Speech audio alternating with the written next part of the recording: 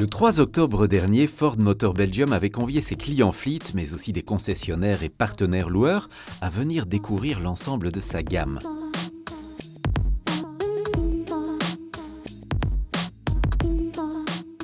Plus de 600 invités étaient attendus au studio A&D à Lint pour une soirée mêlant spectacle, surprise, convivialité et information. La gamme électrique du constructeur était bien sûr à l'honneur. Ford ging in 2024 9 nieuwe elektrische modellen lanceren. Wel, vandaag zijn we hier op het Legendary Event om aan het publiek te laten zien dat we daar ook in geslaagd zijn.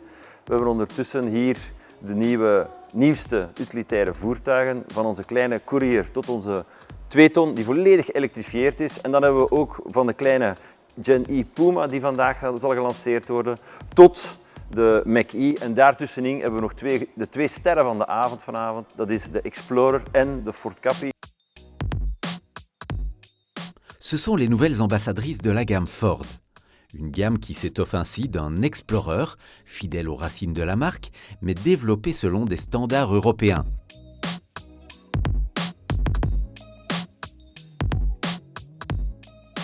Avec un style très fluide, des finitions et des équipements high-end, mais aussi avec d'ingénieuses solutions pour l'aménagement intérieur et bien sûr, de grandes batteries pour en profiter longtemps sans s'arrêter.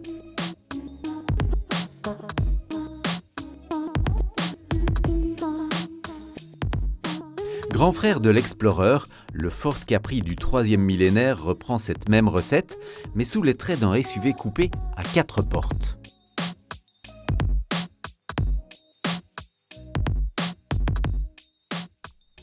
Ces deux modèles viennent compléter la gamme de SUV électriques, déjà composée du Ford Mach-E et bientôt complétée du Puma Gen E.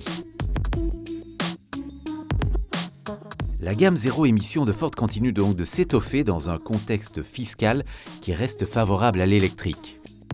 Een belangrijk gegeven vandaag in de fleet is natuurlijk de TCO. Er zijn nu tal van geruchten over de wijzigende fiscaliteit rond elektrische voertuigen, over inschrijvingstaxen, rijtaxen en dergelijke zaken. Nu, ik kan u geruststellen als klant, het gamma vandaag van de full electrics, daar gaat een kleine impact zijn op rijtax en registratietax. Maar als we kijken wat het verschil is in TCO vandaag tussen niet-elektrische ten opzichte van een elektrisch voertuig, spreken we over een verschil van 100 tot 150 euro per maand. Gaat eigenlijk nooit dichtgefietst worden door nieuwe maatregelen van de regering.